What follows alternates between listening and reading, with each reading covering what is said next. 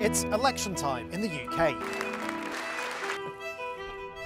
Opinion polls suggest Britain is in for a change of government, but the polls have been wrong before. I just hope the party that comes in makes some proper changes. Prime Minister Rishia Sunaka knew he was fighting against the odds when he called the election in May. The King has granted this request, and we will have a general election on the 4th of July. Every survey of voters says the main opposition party, Labour, will trounce the Conservatives on the 4th of July. Why? Well, many UK voters are unhappy with the cost of living crisis, immigration and the state of essential services like health. The Conservatives have been in charge for 14 years and are widely blamed for many of those issues. They've also been embroiled in a number of scandals that have turned much of the public against them. Although Sunak led the party for only some of that time, his own poll ratings are low.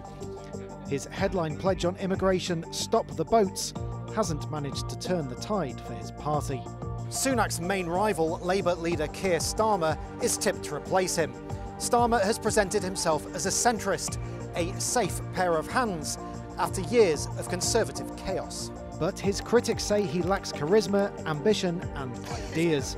His stance on Israel's war on Gaza has also put him out of favour with many in the UK's Muslim communities. But opinion polls suggest voters aren't completely sold on either leader as Prime Minister, and another character is looming large in this election. Nigel Farage, the right-wing champion of Brexit, is back.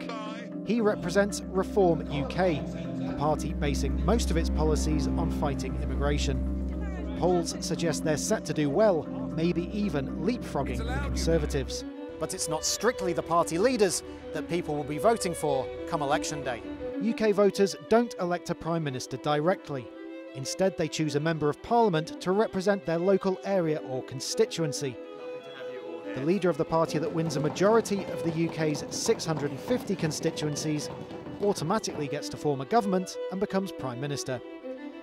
That means 326 is the magic number for an overall majority. And if the predictions are anything to go by, another party will be on the way in, unless the voters decide differently.